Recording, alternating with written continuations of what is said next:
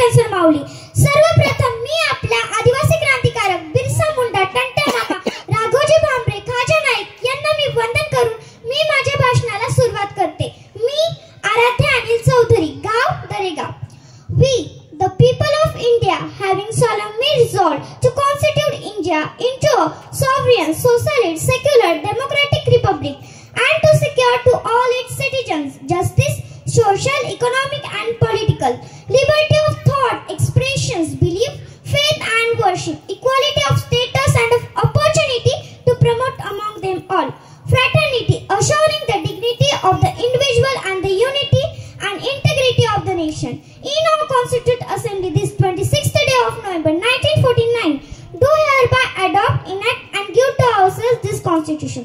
असं आपण ते शाळेत रोजच बोलतो, पण तुम्हाला माहिती आहे का हे संविधान कोणी लिहिले आहे ते? तर मी आज आदिवासी दिनानिमित्त भारतीय संविधान आणि माझा आदिवासी समाज या विषयावर बोलणार आहे. संविधान के स्वरकार डॉक्टर बाबा साहेब भीमराव आंबेडकर, उनके चरणों में अपनी श्रद्धा के पुष्प अर्पित करते हुए उनको प्रणाम करते हूँ.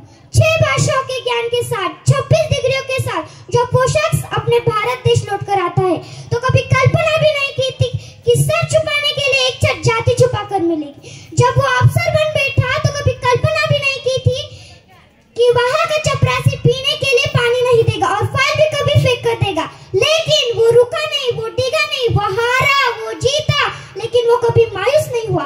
बिखर गया उसका परिवार, लेकिन वो इस भारत देश में पे बैक सोसाइटी मिशन को लेकर वो आना रहा, वो डिगा रहा और ये समझाने का काम कर दिया कि मैं आया हूँ अपने बिखरे हुए समाज को इकट्ठे करने के लिए. वो व्यक्ति जिसने ताउम्र गैर बराबरी झेले, जिसने ताउम्र अपमान झेला, उसने एक दस्तावेज के माध्यम से, अपनी एक लेखनी के माध्यम से सबके लिए समान और समानता लिखती. वो है अपना भारत का संविधान, जिस पर अपना भारत देश चलता है. डॉक्टर बाबासाहेब आंबेडकरांनी 2 वर्ष 11 महिने 18 दिवस रात्रीचा दिवस करून भारतीय राज्यघटना त्याने भारत देशाच्या स्वाधीन केली.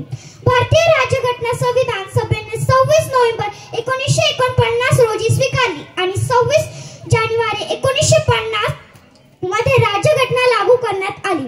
भारत सरकारने 2015 मध्ये प्रथमच संविधान दिन साजरा केला.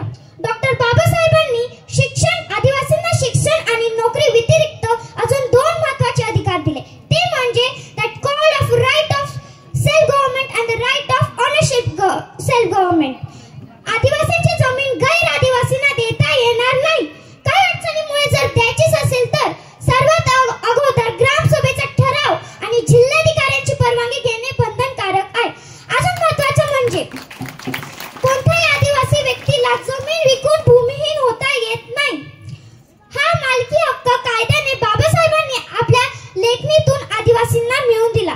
आता नुकतेच पार पडलेले 32व्या आदिवासी महासंमेलनात 5 ते 6 प्रकारचे ठराव करण्यात आले.